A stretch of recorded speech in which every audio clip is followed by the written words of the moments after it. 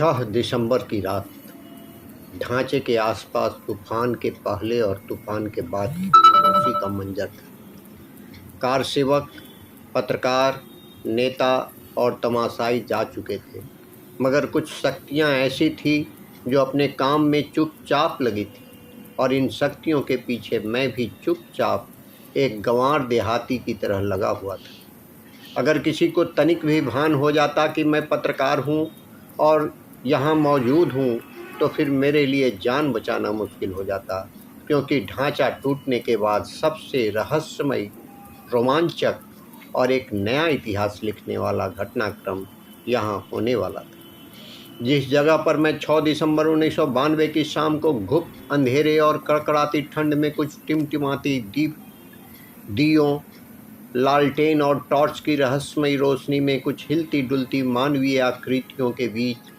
किसी भूतहा हिंदी फिल्म के दृश्यों को डरते सामते देख रहा था। रामसे ब्रदर्स की भूतहा फिल्मों से लेकर हॉलीवुड की खतरनाक भूतहा फिल्मों को 3 घंटे देखना रोमांच का काम हो सकता है, मगर उससे भी ज़्यादा खौफनाक दृश्य को बगैर बुलाए मेहमान बनकर देखना और बात है। ढांचे का मलबा साफ होते ही वहाँ कुछ ही लोग बचे थे। तभी मैंने एक व्यक्ति को ये कहते सुना कि अब रामलला की प्राण प्रतिष्ठा कर इस जगह पर स्थापित करना है और उसके आसपास ईंटों का या कपड़ों का घेरा बना देना है, नहीं तो कल कोई अदालत जाकर स्टे लेकर आ सकता है। फिर रामलला को कहाँ बिठाएंगे?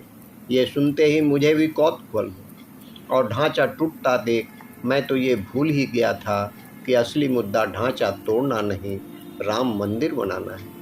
मुझे लगा कि कल यानी 7 दिसंबर की सुबह से ही हो सकता है राम मंदिर का काम शुरू हो जाए। यह जिज्ञासा पैदा होते ही कड़कड़ाती ठंड में मेरे शरीर में गर्मी आ गई। मैं भूल गया कि मैं यहाँ सुनसान जंगल में तीखी ठंडी हवा के बीच बगैर गर्म कपड़ों के ठिठुर रहा हूँ।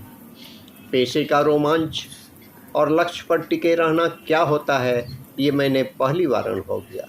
मैं भी पक्का कार सेवक बनकर इन छायाओं का पीछा करता रहा। अंधेरा होते होते रामलला की मूर्तियां लाई गई। मैं आज भी आश्चर्यचकित हूँ कि जब ढांचा बगैर किसी योजना के ढहाया जा रहा था, तो मूर्तियां सही सलामत कैसे बचा ली गई और इस मलबे में से कैसे निकाल ली गई, इसका जवाब भी मिलेगा। इधर रामलला की मूर्तियों की विधि विधान से कुछ साधु, कुछ पंडित और कुछ कार सेवकों ने मिलकर प्राण प्रतिष्ठा कर दी, और तत्काल इसके चारों ओर ईंटों की छोटी सी 4 दीवारी बनाकर कपड़ा या कनात बांध दी गई। वही कनात और कपड़ा आज तक रामलला की रक्षा करता रहा था। अजीब संयोग देखिए, इधर रामलला की मूर्तियों की प्राण प्रतिष्ठा हो रही थी और उधर फैजाबाद और अयोध्या के मस्जिदों से अजान की आवाज़ें आ रही थी। प्राण प्रतिष्ठा के मंत्रों, घंटियों और शंख की ध्वनियों में अजान की आवाज़ भी घुल चुकी थी। ऐसा लग रहा था मानो मस्जिदों से भी रामलला की प्राण प्रतिष्ठा की स्वीकृति मिल गई हो। अब मेरे मन से उन हिलती डुलती मानवीय आकृतियों का खौफ जाता रहा। ये मेरे पास प्रसाद लेकर आए और कहने लगे, पक्के और सच्चे राम भक्त हो, इतनी ठंड में भी रामलला के दर्शन करने आए हो? तुम पहले दर्शनार्थी हो। उसी समय वहाँ राम जी की आरती हुई और मैंने आरती भी ली और प्रसाद भी लिया। कुछ ही देर में कुछ साधु संत और शायद विश्व हिंदू परिषद या राष्ट्रीय स्वयंसेवक संघ के कार्यकर्ता वहाँ और कुछ लोगों को लेकर आए और कहा कि यहाँ से अब कोई नहीं हटेगा। अगर हम हट गए तो पुलिस या CRPF वाले मूर्तियाँ हटा देंगे। सुबह तक हम यहाँ रामायण पाठ करेंगे। मैं भी रामायण पाठ करने वाले भक्तों में घुल मिल गया। अब मेरी हिम्मत ही नहीं हो रही थी कि मैं वहाँ से होटल की तरफ जाऊँ या तिरुपति और अयोध्या होटल में ठहरे पत्रकारों को बताऊं कि यहाँ क्या हो रहा है। धीरे धीरे वहाँ भक्तों की संख्या बढ़ने लगी और लगभग 300-400 कार सेवक या अस्थायी भक्त वहाँ रामायण पाठ में जुड़ गए। ठंड से बचने के लिए वहाँ अलाव भी जला दिए गए थे। इससे मुझे लगा कि अब रात भर यहीं रहना ठीक है। थोड़ी देर में प्रसाद के रूप में भोजन भी आ गया था। शुद्ध घी का खाना खाकर मैं भी तृप्त हो गया। दिसंबर की ठंडी काली रात और आसमान में टिमटिमाते तारों के बीच खुले में रामायण का पाठ मेरे लिए एक अजीब और सिहरन पैदा करने वाला अनुभव था। बार बार मुझे लग रहा था कि यहाँ कुछ भी हो सकता है। आखिर वही हुआ जिसका मुझे डर था। आधी रात होते ही एक आदमी मेरे पास आया और बोला कि तुम कहाँ से आए हो? मैंने कहा उज्जैन से। तो उसने कहा तुम्हारी बाकी साथी कहाँ हैं? मैंने कहा वो सब होटल में हैं। मैं समझा वो मेरे पत्रकार साथियों की बात कर रहा होगा। तो उसने कहा हमने सब होटलों को खाली करवा दिया है, सबको स्टेशन भेज दिया है। ये सुनकर मैं डर गया। फिर उसने पूछा कि तुम कितने लोग साथ आए थे? मैंने कहा मैं तो अकेला आया था। तो उसने कहा झूठ मत बोलो और पीछे देखो, हमने सब लोगों को स्टेशन भेज दिया है। मैंने पीछे देखा तो आधे से ज़्यादा लोग गायब थे। फिर उसने अपने परिचय दिए कि हम भी सीआरपीएफ वाले हैं और कहा कि तुम भी जाओ और अपने साथियों को स्टेशन लेकर चले जाओ। हम सीआरपीएफ वालों ने अपनी ट्रकों में भर भर कर रात भर में सभी कार सेवकों को स्टेशन भेज दिया है और कहा है कि जिनको भी गाड़ी मिले यहाँ से चले जाओ, नहीं तो सुबह गोली चल सकती है। फिर मुझ में अचानक हिम्मत आ गई और मैंने कहा कि मैं कार सेवक नहीं हूँ, पत्रकार हूँ। मैं तो शाम से ही यहाँ फंस गया और मेरे साथी ढांचा टूटते ही बिछुड़ गए। मैं यहीं रह गया। इस पर वो मुझे पास के इस सीआरपीएफ कैंप में अपने वरिष्ठ अधिकारियों के पास ले गया। उस अधिकारी ने मुझसे पूछा कि रात भर में यहाँ क्या हुआ, कौन कौन आया था? तो मैंने कहा मैं तो खुद उज्जैन से आया हूँ, मैं यहाँ किसी को नहीं जानता। मेरी बातों से वो अधिकारी संतुष्ट नजर आया और उसने मेरे लिए चाय मंगवाई और कहा कि तुम हमारा एक काम करना, अगर कोई कार सेवक कहीं छुपे हुए हों तो हमको बता देना, क्योंकि हम पूरा अयोध्या और फैजाबाद बाहर के लोगों से खाली करवाना चाहते हैं। चाय पीकर मैं वापस भजन गाने वालों के बीच बैठ गया। जैसे तैसे सुबह हुई, फिर भी मुझे लग रहा था कि यहाँ कुछ अनहोनी होने वाली है। मन में एक अजीब सा डर और रोमांच पैदा हो गया था। अब जरा दिल थाम कर बैठिए। इस जगह पर जहाँ रात भर कीर्तन, भजन और रामायण पाठ चला, वहाँ एक नया इतिहास करवट लेने वाला था। इसका अंदाज़ा वहाँ मौजूद गिने चुने लोगों, मुझे और चारों ओर गिद्ध दृष्टि से हर एक को घूरते हुए पुलिस व सीआरपीएफ के जवानों को भी नहीं था। सुबह 7 बजे रामलला का पुजारी हाथों में पूजा की थाल, पूजा सामग्री, घंटी, घड़ियाल और चिमटा लेकर आया।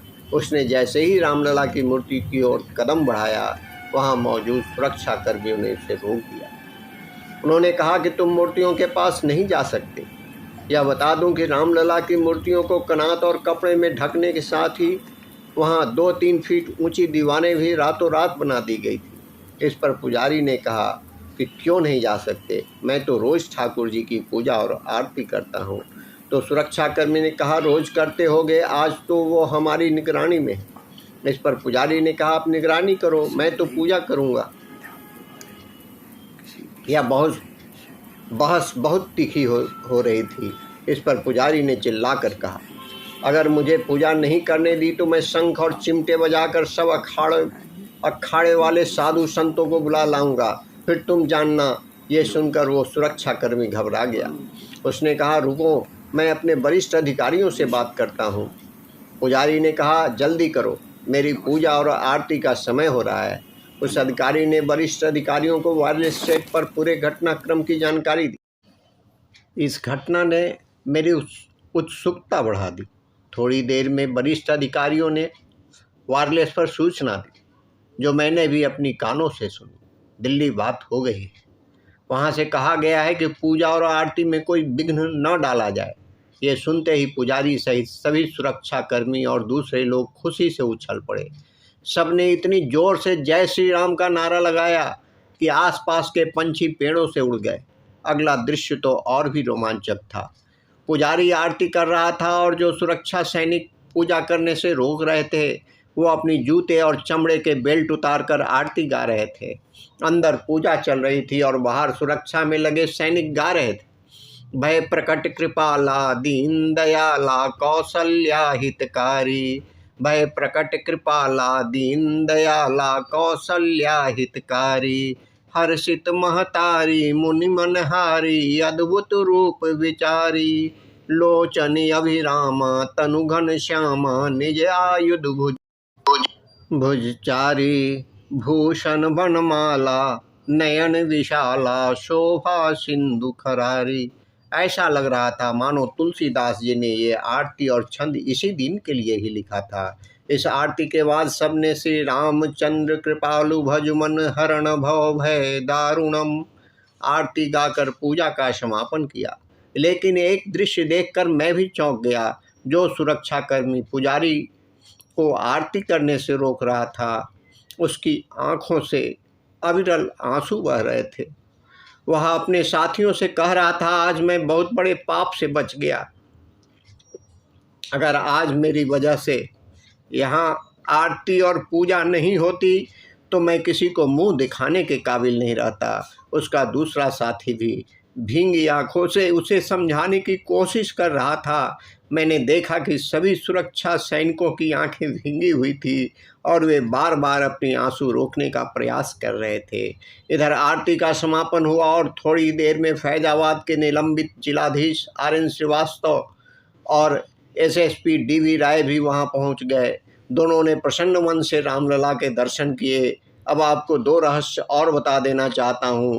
पहला तो ये ढांचा मलबे में से रामलला की मूर्तियाँ सुरक्षित कैसे निकाल ली गई, इसकी खोजबीन की तो पता चला कि ढांचा टूटने का अंदेशा होते ही रामलला की मूर्तियों की सुरक्षा की व्यवस्था कर ली गई थी।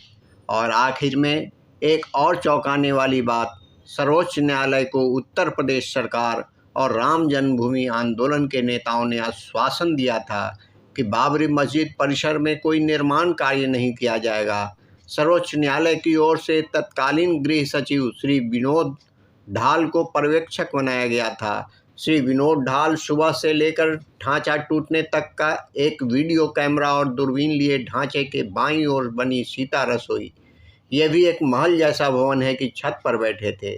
श्री विनोद ढाल 1985 में उज्जैन के संभागायुक्त रह चुके थे और उनसे मेरी अच्छी दोस्ती थी।